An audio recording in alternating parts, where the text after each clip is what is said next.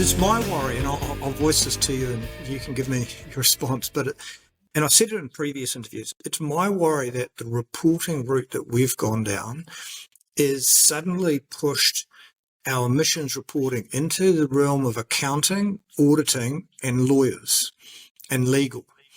And actually, decarbonisation is not the primary objective. It's trying to put something out that legally conforms with the regulation. And I know other ESG practitioners have gone into the rooms and there's no sustainability people in there. That they've got, and for the first time ever, they've got the lawyers, legal teams in there. And it's, legal teams and auditing. And actually there's no one that's actually driving sustainability or decarbonisation. It's all about the legal requirements for reporting and doing the bare minimum to meet the legal requirements to report.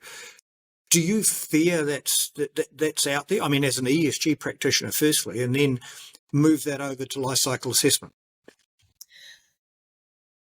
I do very much agree with you, and I think I am seeing that as well more and more from my side. You are dealing with a lot more accountants and lawyers in order to make sure that auditing and so forth is correct, rather than driving initiatives to improve the environmental performance as well as social and governance. But I personally focus on environmental of that particular system that you're looking at. And I think that, you can see the EY curve every single year that they release of what is the top 10 critical aspects that companies should be looking at, and climate change and decarbonisation and so forth have gone from, I think, number 1 or 2 a few years ago to now an awful lot lower down that curve. And that is an issue. But I think that was, from my personal opinion, I think that we are going to slow down, especially with the current geopolitical markets that are currently going on. And we aren't maybe going to make as much progress as we were a couple of years ago. But ultimately, we are not going to go backwards. I do not think as a world, we are going to go backwards in driving sustainable change. And I think it will pick up again. It's just right now, we're on a bit of a slower journey. Yes. But this slowdown for the rest of the world is, I think, can be opportunity for Australia. 100%. If we use this period to get our own houses in order, because it's coming. It's not going to come.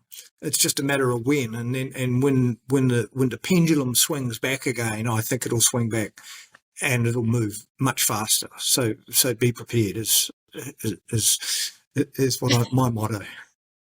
And I would fully agree with that. I fully agree. And I was actually in a meeting this morning where we were discussing just that. And I think if Australia does not use the opportunity now, where there is time, then when the pendulum does swing, it is concerning that Australia may have missed the mark at that point, and they're going to be scrambling to catch up with where the rest of the world is at. And yes. I think that is almost a downside of these European regulations, because you've got things like CBAM, the Carbon Border Adjustment Mechanism, and things like ESPR. They're all playing right now. They've all been adopted. You all need to start doing it. But you have 18 to 36 months-ish to start complying before you need to start reporting on your information. That's for the ESPR. For the CBAM, you already need to start reporting. But financial penalties don't actually apply for a couple of years. So companies may see that as, it's all fine because I don't need to pay anything just yet. But we all know how a couple of years can go by pretty quickly. We also know how quick that pendulum can swing. And it is going to come back incredibly fast. And it's also going to come back with a fair few dollar signs. So I would fully agree with you, Jeff. I think it's important that Australia makes its move now. It gets its house in order now and enables and utilizes its transition time. So when it comes, we're ready to report. Wonderful.